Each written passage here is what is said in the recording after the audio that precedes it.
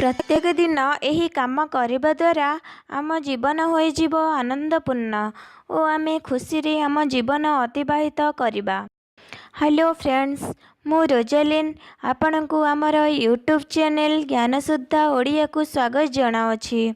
वीडियोटी देखिबा परे जदि आपण को भल लगे ताहले वीडियो तले थिबा नाली सब्सक्राइब बटन को क्लिक करी सब्सक्राइब करनियंतु और पाखरे थिबा बेल आइकन को क्लिक करी नुआ अपडेट वीडियो गुड़िकर नोटिफिकेशन प्रथमे पांतु। आसंतु ताहले आरंभ करिबा।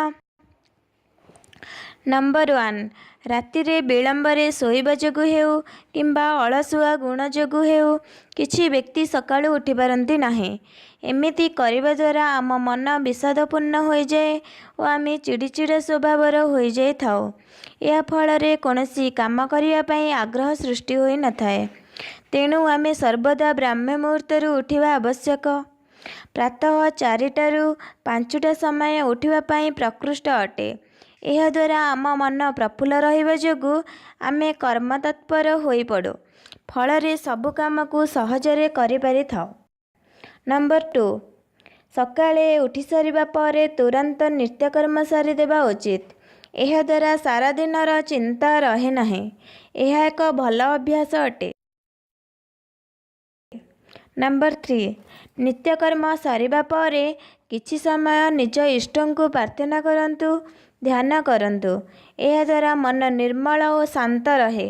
यह सह किछि पुराण तथा गीता भागवत आदि पाठ करंतु, कारण गीतारे रहिछि जीवन जीवार प्रकृत अर्थ और अनेक समाधानर सूत्र।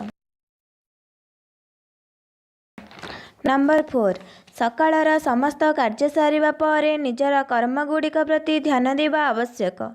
कथारे अछि कर्म ही भगवान। केउ काम गुड़िक आज करिबार अछि सेगुड़िकर समय सारणी निर्धारण करंतु। यह द्वारा काम गुड़िक शीघ्र और सहज होइजिब। नंबर 5, दिन गरीब भिकारी भोकिला छुआ एमानकु प्रतिदिन किछि किछि खाद्य दियंतु। यह द्वारा सेमाने निश्चय खुशी हेबे एवं आपनको मध्य आनंद अनुभव हेबो। नंबर 6, सर्वदा निजे और निजर आखपाख को परिष्कार रखिबा उचित। यह द्वारा मन प्रफुल्ल हुए एवं सबु काम करिबा पई आनंद लागे।